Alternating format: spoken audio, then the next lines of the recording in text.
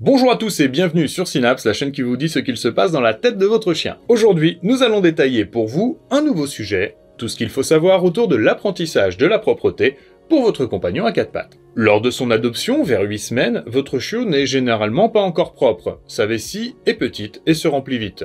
De plus, ses sphincters sont en cours de maturation. Il est donc normal que jusqu'à ces 5 mois environ, il puisse y avoir des accidents. Pour les urines et les selles. Bon, ceci est une généralité, mais on n'est pas au mois près. Et si vous devez garder une date en tête, disons que 5 mois constituent un repère moyen et atteignable facilement pour la plupart des chiots. Premier principe essentiel, si vous voulez lui apprendre à faire dehors, il faut le sortir presque toutes les heures au départ. Il faut particulièrement faire attention au moment où votre chiot est le plus susceptible de faire ses besoins.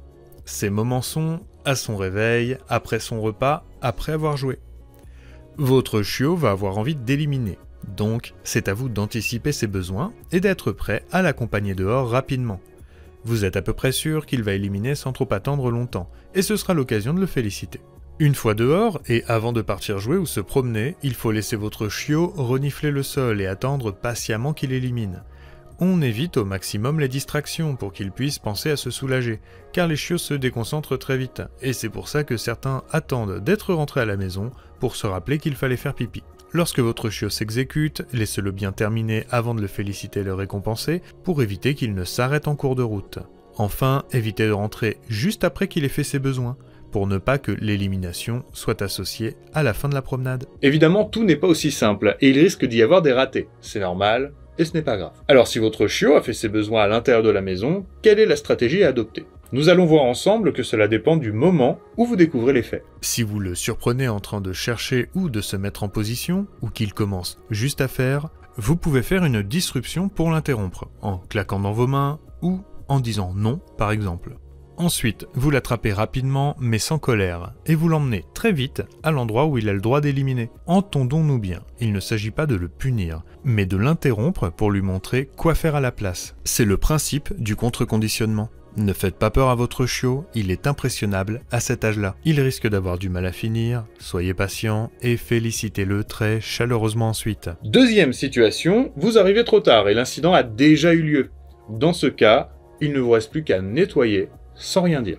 Évitez les produits à base d'ammonium quaternaire ou de javel, car ces derniers incitent plutôt le chien à refaire ses besoins à l'endroit nettoyé. Vous devez aussi éviter de nettoyer devant lui, au risque qu'il ne commence à jouer avec votre balai serpillière, ce qui complique généralement bien la mission de nettoyage. Avez-vous remarqué que dans les deux cas, on évite de punir le chiot?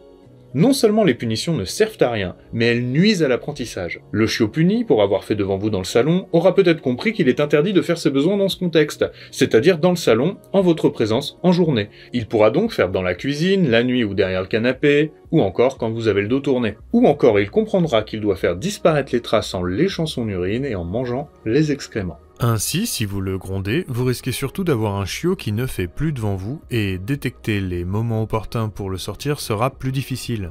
Autant donc lui montrer directement ce qu'on attend de lui en le récompensant largement, de manière à ce qu'il ait envie de recommencer. Une fois que votre chiot élimine principalement à l'endroit que vous souhaitez, vous allez pouvoir espacer progressivement les sorties jusqu'à ce que la propreté soit totalement acquise. Le but étant qu'à ces 5-6 mois, il n'y ait plus d'accident, de nuit comme de jour. Bien entendu, il faut que les sorties soient régulières, et à cet âge, tenir 6 ou 8 heures de temps est déjà un bel objectif. Si le chiot est seul, pour un temps plus long, il est normal qu'il y ait des accidents. Vous pouvez aussi associer un mot à l'élimination, si vous souhaitez qu'il puisse comprendre plus tard que vous le promenez afin qu'il élimine, ce qui peut être particulièrement pratique un soir quand il fait froid et que l'on souhaite que la promenade hygiénique ne dure pas 2 heures. Pour cela, dites simplement le mot que vous souhaitez, comme un débile, genre pipi pipi pipi, en le portant dehors jusqu'à le poser, puis patientez pour qu'il finisse et le féliciter. Oui, pipi! Si malgré ces conseils, votre chiot a plus de 6 mois et n'est toujours pas propre, n'hésitez pas à consulter votre vétérinaire. Votre chiot peut avoir une éventuelle malformation de l'appareil urinaire, des douleurs ou encore un déséquilibre comportemental, comme une peur trop intense ou une mauvaise gestion de ses émotions qui l'empêche d'apprendre correctement. Alors un peu de patience, et en suivant ce protocole, apprendre la propreté à votre chiot ne devrait pas poser de difficultés.